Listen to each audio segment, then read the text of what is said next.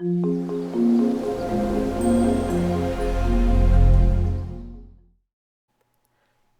and welcome to my YouTube channel and blog. I'm Jenny Hall. Thanks for joining me for another card tutorial. Today I have a little something different to share with you. I'm going to be making a set of 4 Easter cards. They all have the same design but are different colorways. I'm using the Easter message stamp set for my sentiment, and I'll be using blooms and birds, thinlits dies. The same products are going to be used in all 4 card designs. What's going to be different is the color of the cardstock and the background. All of the measurements are listed in the post-it in the top right hand corner, but as always they will be listed in the video description as well. To start off the first card, I'm using a piece of pattern paper from Tasty Treats DSP. I went with a color that had a neutral read. Basically what that means is if I hold the pattern away from me at arm's length, does my brain read this as a solid color or mostly solid color, or does it pick up all of the individual patterns? So for this piece of paper, I feel that there is not enough of a difference in the background variance to be able to say this is not going to be a green background. It does work for me to be a green background. I'm taking this paper and I put a piece of white Whisper White that's 1/8 of an inch larger to create a frame, which is going to break up the color transition with the card base, which is soft suede. The vellum is going to allow a place for the die cuts to lay, and it's also going to bring me a really nice transition from the die cuts over to the pattern paper. The die cut branch is the same color cardstock on each project. So for example, I have a soft suede card base, and then the branch is also going to be made from soft suede. So that will give me a tie-in to the design, and it'll allow for everything to carry through together.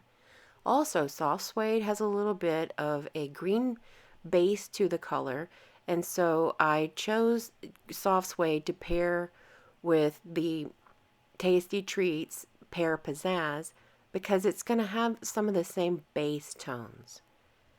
I have the die from Birds and Blooms, and this was just too cute not to use the glimmer paper. It's going to create some pizzazz on my card, and it's going to be an easy way to bring this card design out.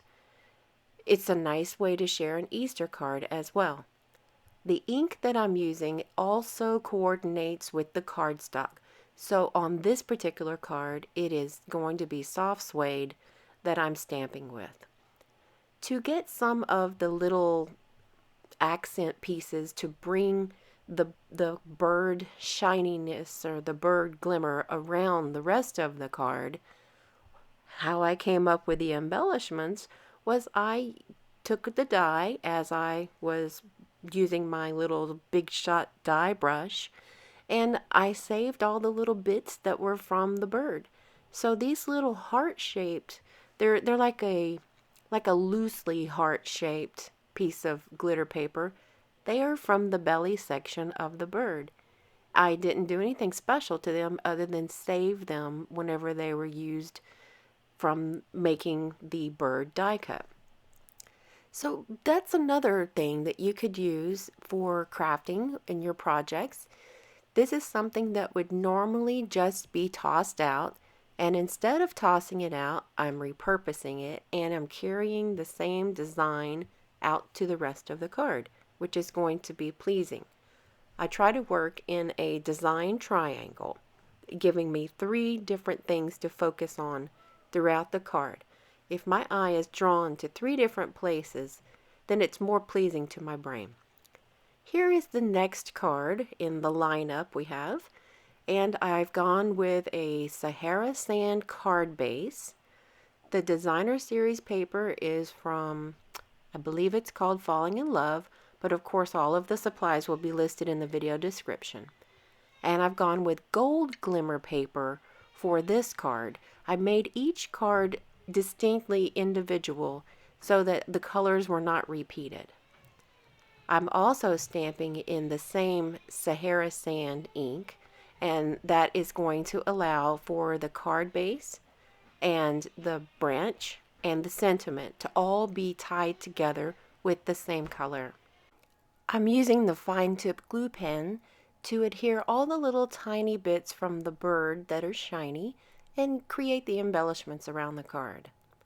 Here is our next, and I believe it's the last version of the card, and I am using chocolate chip ink with chocolate chip cardstock. This is dazzling diamonds on this bird, and I like how the bird is standing away from the card base pattern paper. I want it to be able to distinguish the bird very nicely away from the card base. So in choosing the card base versus the designer series paper, and this designer series paper is from Up and Away, it's one of the celebration papers, I wanted the bird to be able to stand out away from it. So here you will see 4 completed cards, and the initial one that I started with was with Early Espresso and the new Celebration Glimmer paper, and I chose to emboss the background of that piece of cardstock to give a variance. Thank you guys for joining me for another tutorial, and I invite you over to my blog at jennystampsup.com, and there you'll get more card making inspiration. Thanks for joining me today. Thanks for watching the video. Have a good day!